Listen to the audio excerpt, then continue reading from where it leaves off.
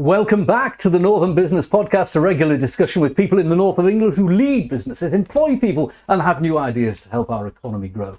The Northern Business Podcast is produced by Recognition PR, which serves scores of companies in different sectors across the country, some of which occasionally contribute to the programme. We're kindly sponsored by Virtue Motors PLC, one of the top automotive retailers in the UK, with a network of dealerships representing some of the world's most popular brands. I'm Graham Robb, and in the studio today we have Tony Earnshaw, who's the CEO at UK Commercial Group, and also Judith McMinn, CEO of the innovative sports brand Rezon. Welcome to the first of our new series of the Northern Business Podcast. Hello, Graham. Hello, and let's start with you, Judith. Ladies first, and you've got this fantastic product that you've brought to the market. Let's hold it up for cameras to see, but for people listening, I'll describe it. It's called Halos. It is. And it is a protective band that goes around your head. But why would you want to buy something like this? A protective headband that protects the brain in sport, and for those who should wear it because of medical needs in everyday activities. And it reduces the risk of concussion, and more importantly protects in smaller force impacts called subconcussions. And it's the accumulated damage of subconcussions that leads to early onset dementia. And as of today, the product's worn in 19 sports, sold to 16 geographies, and it's a UK-made product. We make this in Sheffield with an all-British supply chain. Fantastic. Pass it over to me. I'm going to put it on my head so that people can see it. It goes... Turn around the other way. That way? No, the other way. So that way? That's it. That's Perfect. it. Okay, so it goes on like this. People So the bigger part goes to the back? The bigger part goes to the back. That's a fantastic And it's like a headband. And what is in it? It's quite robust. It's comfortable and soft, but when you hit it, it is robust. Yep, there are 9 layers, and that 9-layer design is a UK granted patent. And when you take an impact, whether that's from a ball, an elbow, a knee to the ground, those layers move over each other and they reduce what are called rotational forces to the brain. Rotational forces cause the brain to rotate inside the skull, and when the brain rotates, it tears brain cells and creates inflammation. So this is a very novel design, and there's no other product globally that can make the claim that we do, that we reduce those rotational forces by up to 61%. Tony, we'll talk about your business in a minute, but I know that you play sport yourself. What do you think of that product? Well, we play football every Sunday, and just this weekend, I went up for a big header, and somebody came in from the right-hand side and actually headbutted me. And you can see the lump, if you can see it very clearly. I felt very dizzy, and this would have I've tried it on already, and this would have prevented that from happening. I couldn't open my jaw for a couple of days, so I've been eating soup. Is there a reason why the bigger part's at the back? Yes, so it cups into the back of the head, and the worst place to get hit is the back of the head or the side of the head. That causes the most rotation. Right, okay. I'm sorry to tell you, but yes, and probably some of those symptoms you're telling us about are probably delayed concussion. So if I was playing football with this on, and I headed the ball, would I still get the same accuracy with the ball? Am I able to head the ball? You would, and we've had that tested in various scenarios. And we do actually have this product in 4 Premier League academies. So yes, we can't guarantee that you're going to score more goals wearing it, but we can say that it doesn't distort the accuracy of the heading. Now, there is an issue with sports concussion, which is being looked at. You see it debated. It started in the American Football League, and it's come over the Atlantic, and rugby unions looking at it. Tell us about that issue. Well, here in the UK, the actual largest medical legal case is ongoing at the moment, and that involves former rugby league, rugby union and football players. And today in the media, there's also been a similar case which has proceeded to the next stage in Australia. So this is a global concern, and it's now a global litigation in terms of former players, amateur and professional players, who are now starting to sue their clubs and their leagues for essentially negligence around brain injury, the knowledge of it, particularly around those small force impacts called subconcussions, and how that brain injury was treated. And unfortunately, a lot of people probably still think that brain injury doesn't matter to them because they're not in the Premier League or they're not a professional. But actually, brain injury starts in childhood. And really, one of the things that we struggle with is getting that education piece out there. So brain injury in sport isn't going away. And the answer is not to stop sport. The answer is to put in innovative solutions to reduce brain injury in sport, which we are one. I think you're correct on that. And actually, where I live, it's quite a big rugby town. And I know a lot of the parents around that town. And they're scared to put their kids in rugby these days. It's more tag rugby, and then they tend to leave, and the sport's dying a death because of it. But something like this could completely change that. And it's not just a rugby problem. Again, I think unfairly, rugby has taken a lot of the brunt and the negativity. And that's an education piece, because the human brain doesn't care whether you got an elbow in netball, a knee in rugby, or a ball in football. Yeah. An assault is an assault to the brain. And children who are doing loads of sports, they're picking up subconcussions, they're picking up concussion risk in all of these sports. So, it's not a rugby product. And how much would this cost me, one of these? That costs you the price of a latte every week. It retails for $94.99, and when you split that over a 30-week period, that's the price of a latte. Some schools are using this now, aren't they? When you look at playing, particularly in some of the schools that give good sports for rugby and other sports, feeder schools. Do you think that it will end up being a regulation issue? The insurance companies. And back to that point about the medical legal case, the legal action will trigger a number of things, and one of them will have to be around how do you reduce the risk of negligence in schools. And the insurance companies are definitely very concerned about CTE. That's this early onset dementia. And just remind us what CTE means. Chronic traumatic encephalopathy, which is a disease that probably was made popular through the concussion film with Will Smith a number of years ago. But CTE has been diagnosed in former amateur and professional rugby players and football players in this country, and it's now being diagnosed in the living, and that is of a concern to the insurance companies. So to answer your question, yes, at the moment our product is bought by concerned parents, people who are invested, people who are informed. Radley School is our signature school in this. They have brought it in for the boys, but I think next term, next season, I'm hoping to see more schools take a forward leap into protection. Before we talk to Tony about his business, you have a very interesting backstory. You were one of the people running Tony Blair's Global Institute and so on before when it was in its original form, and you've gone into business. You've got a passion for this. What led you to this idea and this product? Well, I've had a question for 30 years from playing hockey at school. Why do you protect your shins and teeth in sport and not your brain? I did law at university. I've spent the last 20 years of my career helping organisations, including Sir Tony Blair, grow and develop their businesses. So entrepreneurism and having my own business seemed a very natural stage. And in the absence of any brain protection product in the market, I stepped out and did it myself. And a very challenging time in the middle of COVID to do that. And I think entrepreneurship is very difficult, and bringing a new product to a new market even more so. And you've self-funded it, haven't you? I've self-funded it and decided for a number of design principles to make this product in Britain, which in itself brings its own challenges, not always understood or appreciated by the consumer. Well, you get a full 3 cheers from this podcast for that. That is part of the solution, not the problem for our country. Now, Tony, let's talk about your business. UK Commercial Group, been going quite a while now, and you've made an impact. Tell us what you do and the size and scale you've got it to. Yes, Graham. We are a national award-winning facilities management company. We have 4 offices across the country, which is Newcastle, Leeds, London and Manchester. We basically carry out services from specialist maintenance, commercial cleaning and training. Everything we do is in-house. We employ our own staff. We don't subcontract any work out. And we're a very fast-growing company. And buildings, and it is buildings you look after, of course.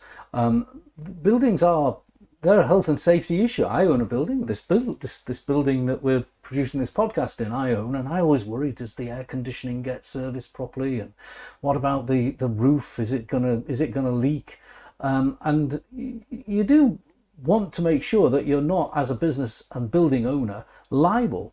Yeah, we look after many different buildings across the UK, from care homes, hotels, restaurant businesses, gyms and leisure facilities, and we look after the compliance within that. So things like air conditioning, the kitchen extraction systems, the guttering, the drains, and we carry out different services around that, from the maintenance to the cleaning and we provide certification to make sure that business is compliant and within the health and safety rules. Now, I first met you about 10 years ago when you were on Dragon's Den, and my... 15 years ago. Is it that long back? That long ago, yeah. Well, you haven't changed a bit. Anyway, my friend and long-standing client, Duncan Bannatyne, invested in you. Now, tell us about the journey, the growth over this period of 15 years. We've seen significant growth. Obviously, through those years, we've had a recession. We've had COVID, but we've continued to grow at a nice, steady pace. We've stuck with our clients and worked with them through the COVID times. We do a lot of work within the care home industry, and we were very fortunate to be able to help them in that period when COVID was everywhere, with PPE, with the deep cleans, the decontaminations, but also people like the care homes, they had no choice, they couldn't close, so they needed the support services from UK Commercial Group to deliver these. Now, you've got this most wonderfully bizarre pivot in your business, and it's a very rational pivot, but I'd never come across something so weird. You've moved from cleaning regular buildings, like this building we're in here, to additional cleaning of crime scenes. Yes. What a niche product. Tell us about that, and is it a good business? So the crime scene cleaning, which we carry out for housing associations, landlords, councils, kind of evolved itself. We were already carrying out the waste removal for them, needle sweeps, and basically getting properties which are tenanted properties back to a living standard.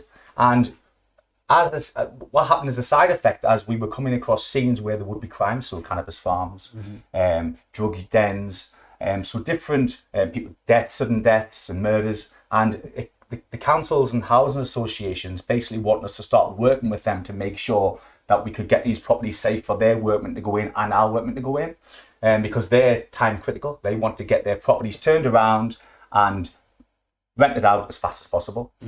So it kind of developed over a period of years. I went on some training around the crime scene cleaning and the different scenarios. And over about a period of 10 years, it's evolved, and we're quite big in that sector now. And we've just been on crime scene cleaners on Channel 4. Channel 4. And it had all the different specialists from America as well, cleaning different gruesome crimes and looking at some of the gruesome crimes that you were cleaning up after, blood from stabbings and needles from druggies and all sorts. We had 3 different scenarios on there. One was a drug den where they had been using methadone and heroin and lots of different types of drugs. There was needles around the property. They'd set booby traps in the property because they don't think that it's our company, UK Commercial Group, going in. They think it's the people who've evicted them, so their landlord, or the police, the council, or the police, and they are putting things in needles and doorbells. We had an instance, which you can see on the TV, where they had put it in a coat hanger above a door, so you couldn't necessarily see it as much, but you'd hit the needle in your face. We had scenarios where there'd been a stabbing and somebody had been stabbed outside the front door of a block of flats that tried to escape, and there was blood up the side of the walls, which we had to make safe. We also had a cannabis farm, which they were cultivating cannabis, and there was a lot of paraphernalia left behind from that cannabis farm and from the crime that was committed.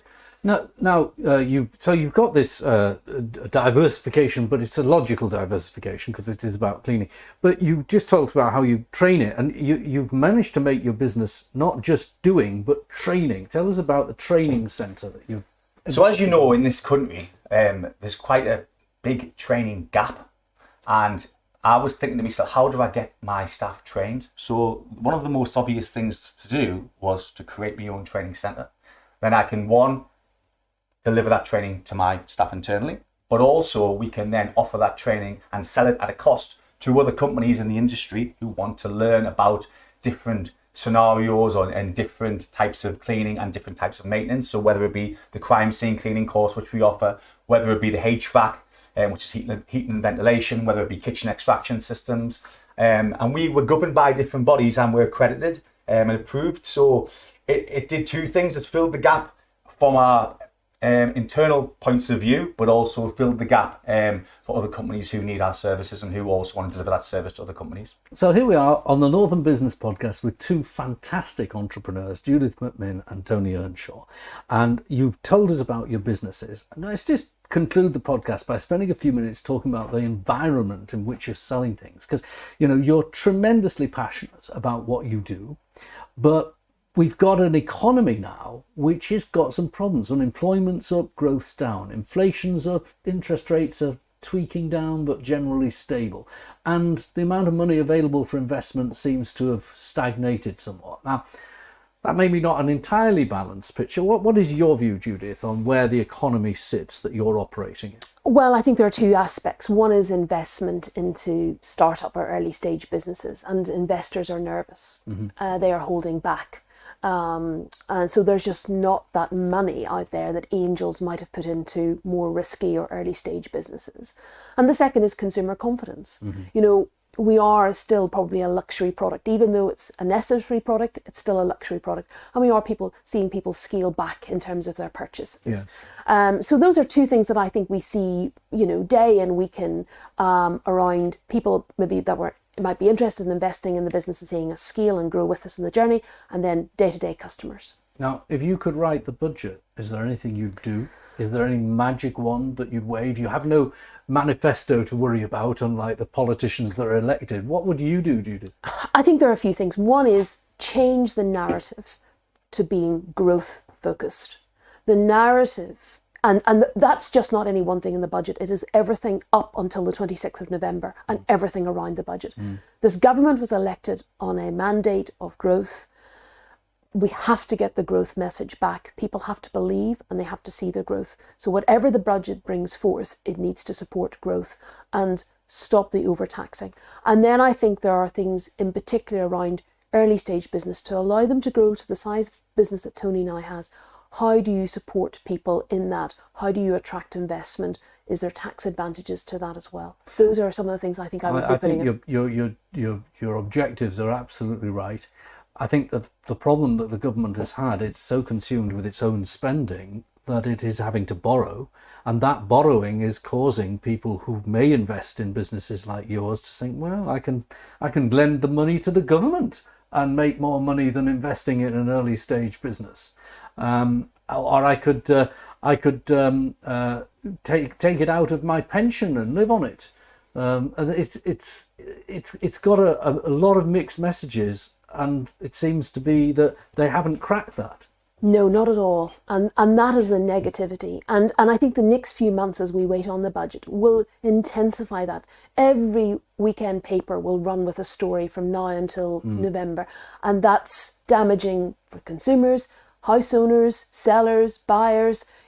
That I think is the real sort of cycle of doom that we could find ourselves in for the next few months. I think you're right. And the fact that the budget is so late, it's the 26th of November. Now, the budget last year was the 30th of October. So it's actually a 13-month year. And there are people who are making their plans this autumn. Take someone in my position. I'm in my early 60s, and you worry about whether you can take your 25% of your pension out tax-free after November. So you might consider, I haven't yet, but you might consider taking that money out tax-free while you can and investing it in government gilts, lending it to the government. That's just not doing anything for the economy. If the government could, because it's got its budget so late, start to just rule out a few things and sort of nudge people to make investments, that would be pretty good. Tony, what's your same question to you that I asked Judith? What do you think about the current economy and how it works with you? I think, since Labour have come in, growth has been overall 1.9%. However, that's just a very small snippet. Over the last, since June 2024, I think July 2024, since they come into power, it has gone down, especially since the last budget, since all these taxes came in on business and on employment and employing people. And I think it's smothering the economy, and it's making leaders and business owners like yourself think twice about what the next steps are and how we go forward. I agree with the cycle of doom, which it shouldn't be. I think there's a lot of negativity at the moment around the economy, which isn't good for anybody. How many staff do you have? About 140 staff. That's quite a lot of staff. Yeah. So your national insurance bill would have gone up. Yeah, so I think at the time it went up about £12,000 a month. £12,000 a month? Yeah. My goodness, that's a lot. So that's money not available to invest. Yeah. And it's not available for profit, so you might have taken some for yourself and bought something nice, which is good, but you are probably, if you're like me, you would have invested some as well. And you're just having to get through, are you?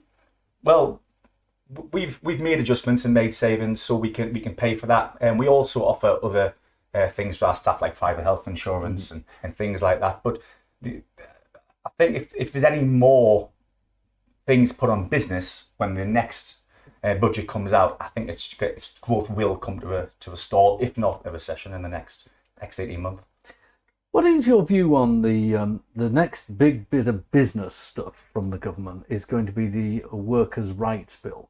Now, some people will be a little bit apprehensive about that from an employer point of view. From an employee point of view, it might cause people to feel more secure. I mean, the headlines are that it's going to ban these flexible contracts. It's going to protect against unfair dismissal from the first day you're employed.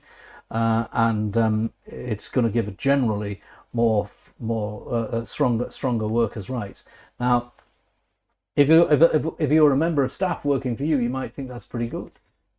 I've read this bill and I'm quite scared of what's going to happen, and hopefully it doesn't get fully published in its entirety and it's softened down. Some of it I agree with. 0-hour contracts, I don't think it's fair for anybody. However, some people who are on these 0-hour contracts might want to be on these contracts. People who work for delivery companies like Deliveroo, that's their choice. But for us, where it's going to hit us hard is day one worker rights. If we're employing somebody from day one and they have full rights of employment, we don't know who these people are. They don't know who we are. We need 2 years, probably is too long. I think it's too long before any employee gets full rights. I think 6 months is fair, because you've got to get to know that person. That person's got to get to know our company. It might not be right for them. It could not be right for us. And if we're in a position where we are taking on staff and it's not the right member of staff and they're not performing, then that then directly affects the business. It directly affects the businesses we serve, who are not potentially getting the best service. And we can't just say, look, it's not working out. We have got to stick with that person, and it takes a lot to then replace that person. So I think, would you recognise a union? Because the union recognition is going to be when the bill comes in, I think you've got no choice. Yeah. I think you've got to recognise a union.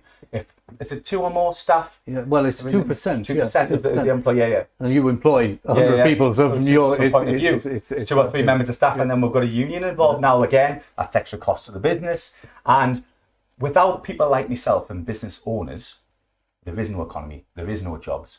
We are the ones who are paying for the police, paying for the NHS. The money all comes into this country through business. And then it is dished out. If we are kept in a box and we're suffocated, then what you're going to see in the next 12 to 18 months, we're going to end up going into negative territory and in a recession. And ultimately, business growth is going to stop and business is going to shrink. And some will suffer and go under. So it's a business podcast. I don't feel completely obliged to put the other side. But what I would say, Judith, you worked with Tony Blair and you saw in his government a much more measured approach. For instance, small businesses with fewer than 20 staff didn't have to recognise unions, and unfair dismissal law was brought down from 2 years to 1 year. So it was a little bit more benign, and people were, perhaps employers were more responsible as well. Yeah, I think the word there is measure. So I think there are things in this bill that they're just too far. And I think probably with Angela Rayner's departure, that is the time to look at this bill again. And I think this bill will be slowed down, and I think things will be lost in it. And I think against where we are as an economy, and I think against the mandate and that businesses are putting on the government to grow and to support businesses, I think some of this will be diluted or delayed, slow walked. So I don't think a lot of those things that are being proposed, which are, very supportive to workers, but very restrictive, as you've just heard from Tony, I think they will be diluted down. And measure is the way we're going to get out of this. Common sense and good work. the last thing I wanted to mention, oh, by the way, I should just for absolute balance, hold this news cutting up. This is from a newspaper in North East England, and it's about the Entrepreneurs Forum, who are, because we've been a bit gloomy today, and it is true that people who own their own businesses, and to be a member of the Entrepreneurs Forum, you have to own your own business, and it has to turn over about £250,000 a year minimum, and many turn over more than that. And they are saying that the people in the Entrepreneurs Forum are actually collectively more upbeat about the economy. They recognise that there's extra costs, but their turnover has grown. The collective turnover of 300 members has gone up from 2.2 billion to 2.5 billion. Yeah. So there is something to be positive about. I don't want to, people in business tend to be doom and gloom merchants. One last subject to cover before we wrap the podcast. And there was an interesting piece of narrative from the Chartered Institute of Personnel Development. And it was about sick leave. And it showed that, bizarrely, in the last year, workers have now been taking a lot more time off. Just a few years ago, it was just over a week off a year on average, 5.8 days. And now it's nearly 2 weeks, 9.4 days. You first on this one, Judith. Well, I think Sir Stuart Rose, his comments were most accurate in this, and he said we just need to have a bit more grit. And he encouraged people, if they felt a little bit unwell, to still go to work or work from home and do something. And I think, that is what needs to happen. I think some of that, of course, is legitimate and fair sickness, but some of it's also the ability for people just to say, oh, well, I'll just have a sick day. And I think I echo Sir Stuart Rose, bit more grit. Let's all lean in and help and turn around the economy. Good man. And by the way, if you play contact sports, buy one of these. You don't want to be off ill. What do you think on this issue of sick leave, Tony? I agree. I think people need to have a bit more grit. And when I started my business 20 odd years ago, the country just seemed a lot more hard working and a lot more determined. And sick days, like I said, people would only go off sick if they were really ill. People, I think, now have a cold, and because of COVID, obviously that's probably made it a little bit worse. If I have a sniffle, it won't come in. And don't get us wrong, I imagine if these days after COVID, even myself, somebody sits next to me with a cough and a cold, you're thinking, hold on a minute, don't necessarily sit next to me. But at the same time, you can be working from home, and I think we just need to, as a country, just move forward together and just remember that all these sick days add up, and if we want our businesses that we work for to do well, to support them in the full. All right. Well, look, Judith, Tony, really dynamic conversation to kick us off on our new season. Thank you very much for coming in. Now, if you want to join us as a guest on the Northern Business Podcast, do get in touch. Use LinkedIn, get in touch with Recognition PR, or you can contact my podcast producer, the brilliant Alex Dryden. Thanks also to our technical operator, Robin Campbell. Join us next time for the Northern Business Podcast.